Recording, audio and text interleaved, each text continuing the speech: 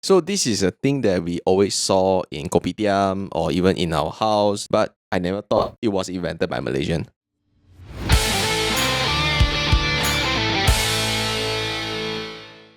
You're now listening to the Nasi Lemak podcast. I'm Cynthia. I'm Shanghuan. Today we're going to talk about things that are actually invented by us Malaysian. I only know one. So sorry lah, I didn't have much knowledge about like what is the things that are being invented by Malaysian. But there's one thing definitely I know is pen drive, USB pen drive. Yep. It's actually invented by Malaysian. Yeah. So the founder, Phua King Seng, he actually studied his degree in electrical and control engineering in Taiwan. Yep. So during his third year, he researched about this so-called flash memory technology. Together with his partner, right, they actually founded the Python Electronic. And then the first pen drive was invented in 2001. Yeah. Apparently like yes, he is Malaysian, but then still when he invented this USB pen drive, it's actually at Taiwan. So some people claim it to be Taiwan invention, some people claim it to be Malaysian invention. So not too sure lah. There's still things we didn't want to go further. Yeah. I'm just curious at whether the younger generations now, do they know what is a pen drive? So basically a pen drive Are we still using pen drive nowadays? I know, right? Very less. So that makes me curious if the younger generation actually knows what is a pen drive. So a pen drive is basically a lifesaver, especially for university students, for us to save our storage, our files, our assignments, photos. Yeah. Besides like the USB drive, what are the things that is actually invented by Malaysian? So the second thing invented by Malaysian is actually quite commonly seen in our daily life as well. So as a Malaysian, our typical breakfast will be like Nasi Lemak, or either toast bread or half-boiled egg. So for half-boiled egg, right, if you're not using an egg boiler, it's very hard for you to catch the perfect timing, right? Correct. Yeah. So egg boiler is actually invented by Malaysian. Egg boiler. Okay. So this is a thing that we always saw in kopitiam or even in our house that we made for breakfast, the half-boiled egg. But I never thought it was invented by Malaysian. It was actually invented by Hugh Kau, and he got this inspiration when he was actually working as a bulldozer operator in Kelantan in 1973. So because of his working nature, right, it's very hard for him to constantly go and check on his egg whether it's done or not. So he always ended up with overcooked eggs. Not just only for his working nature. I mean, for us, it's like, if let's say at home, we also don't even know like whether like what is the right timing, what is the right temperature. Yeah, I mean, that's why sometimes you just leave the egg there and then you forgot. And then when you remember it's already overcooked. Or sometimes even when you are standing there to check whether your egg is done or not, you also don't even know whether is it like, it's but like in the perfect half-boiled egg. His invention totally solved all of our problem. So at first the egg boiler, it wasn't like the shape right now. At first, his solution is to use like the Ovaltine cans, and then he make holes under it with like nails, and then after that he put the eggs inside the Ovaltine can, and then exactly like how the egg boiler right now lah. So there's like hot water at the bottom there. Oh wow! So later, from a bulldozer operator, and then he invented this like the first version of the what they call the egg boiler, and now I wonder he ever thought of like his invention or like his smart tricks, right, actually became something that is like widely used by people nowadays. But it actually took him a year to get the right ratio of water before his invention was complete. Oh wow. So I would say also a lot of trials and errors. Yeah, and also like this is a lifesaver, because I know traditional time, if let's say we wanted to order the half-boiled egg, right, they use I don't know, the mangkok. And then put the egg inside. Yeah, so and then they will remind you 3 minutes. 3 minutes, yeah. If let's say more than that, it will be fully cooked. Yeah. And half-boiled egg, sometimes you have to put pepper. And then not just pepper, I mean as in like, like crackers, bread. To eat. Okay. Egg boiler, interesting. Okay. What else?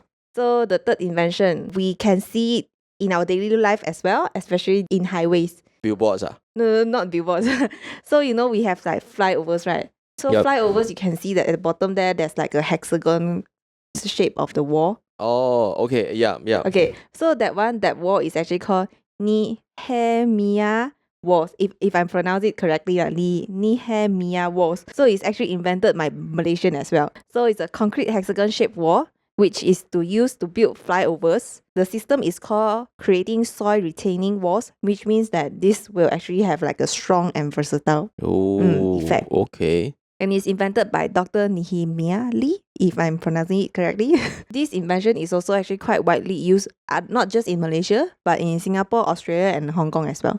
Wow. Okay. This is a thing that I didn't knew. I mean, even I grew up in the construction family background, I didn't knew that this is actually the retainer walls. The hexagon shape is actually invented by Malaysian. Because I usually we were thought like this is a thing that invented by the China, or like the Japanese, or even like the Americans. Oh, okay, But interesting. It's Malaysian invented. So the fourth one, few years back, we had this COVID-19. Yeah. And then one of the necessity is face mask. Yes. And this face mask is actually invented by Malaysian as well. And to be more specifically, You mean Penang born. Oh, wow. Penang born. So Face mask. Dr. Tay Wulian, he invested face mask actually way back in 1910. He's, okay, like what I mentioned, Penang born. He's Yep. a epidemiologist, and he created this first surgical face mask when he was hired to assist in dealing with the Manchurian plague in China. That time there was like a spreading disease as well. Yeah, correct. The that time. virus spreading. So when he was dealing with that disease, right, he found that the disease was actually airbound. So like COVID-19, you can spread it Just- through like yep. that. So he needs something that, To stop prevent spreading. the virus from spreading. That's why he invented this surgical face mask out of cotton, gauze, and layers of cloth to filter the air. So from there, the face mask actually evolved into, like the N95 face mask that we see today. Wow, interesting. This is also something that I never expected to be Malaysian. So the next one, okay, this one is also another daily thing that we see. Flipper toothbrush holder. What is Yes. flipper toothbrush holder? You can see it like a toothbrush holder. You know, like toothbrush holder, we have like the cover, the transparent cover. right? Okay. That thing was also The brush invented. cover. Invented by Malaysian called Gu Yok Ti. It's for us to keep our toothbrush clean and away from dust and dirt. Wow. This is such a small things that we don't really realize. I mean, yes, we use it daily, but then we don't really realize this is the things that are being invented by Malaysian. This invention actually won international awards, so such as like Singapore Design Award, Red Dot Design Award, Malaysia Good Design Award. You know, Red Dot Design Award, right, is super. Like, if you can win or recognized by Red Dot Design Award, right, you are like superb. You are like super level. So you see, like tiny things in our daily life is actually invented by Malaysian. So for those who do not know, like me, that I do not know what is a flipper toothbrush holder, right? So we'll put it here so you can see, or probably you are using which you didn't know, that is invented by us Malaysians. The last one that is also invented by us Malaysian, and it's invented by an 11 years old girl named Maya Muzamir from Kuantan Pahang. So she invented this Yam 2.0, which is Yam 2.0. which is actually a sustainable animal feed. Fits. The aim is to reduce food waste for a greener environment. Wow. So basically use your food waste to turn into like a sustainable animal feed. So this this Yam 2.0 is actually made from seafood shells. And the best part is that, you know, the show, the Late Late Show with James Corden, right? Yeah, James Corden. Yeah, he actually mentioned her in his show. Like, he's amazed with her invention lah. And this little girl, she actually received 3 international awards at International Invention Innovation Competition in Toronto, Canada. So the 3 awards were Gold Medal, Canadian Special Award, and also Best Young Inventor Award. And this happened in 2021. Wow. Can you imagine 11 years old? 11 years old, what are you doing? I mean, what are we doing? Still getting beaten up by our parents. Wow. And then there's this Mayam Muzamir, this girl, she already invented something that, you know, can help the earth so much. It does really get my interest in to know more about this little girl like Mayam Muzamil. So probably in one episode we can specifically talk about her if we got to know more information about her later on.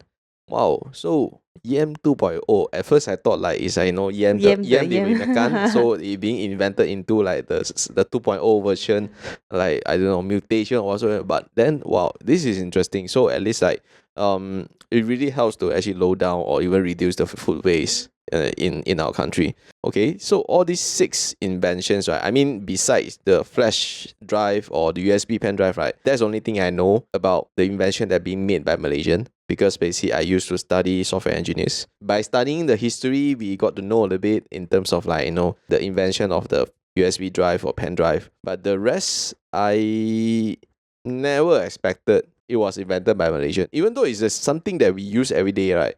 Just like how the egg boilers we use every day in the morning, but we don't really question, who invented this?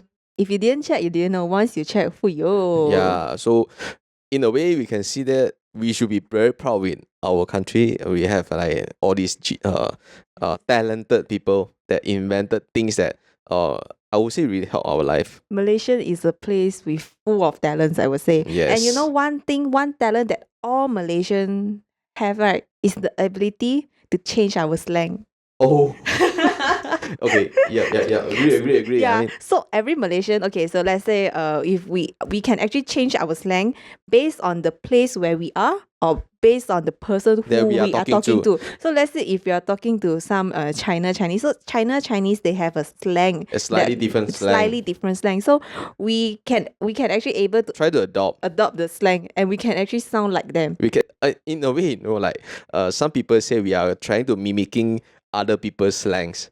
So you are right in a way. So like myself, I didn't notice this when I was speaking to our Chinese client, the Chinese client. Even though my Mandarin is not that like perfect, but then my slang will suddenly turn into a very Chinese. Very native kind of Yeah. Chinese. So I didn't know how I did it, but then it just like subconsciously I was change it. Like when I met with people from Hong Kong, so I will have that kind of Hong Kong slang. I don't know, like out of nowhere, I will started to mimic their slang. So I would say, yeah, you're right in a way. It's like one of our ability as a Malaysian.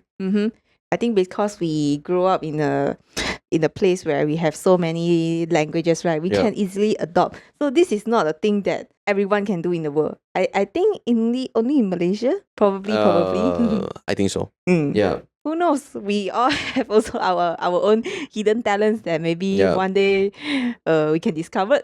Yeah, so the whole intention of this episode, right, is actually to share with you, like things probably you or me or everyone didn't know about Malaysia. So that's why we started with this in terms of like sharing the invention that invented by Malaysian. Probably you know many more like other inventions that we didn't know. Share with us in the comment area, and we will definitely happy to hear from you. So that is all for this episode, and Selamat Hari Malaysia. Thank you.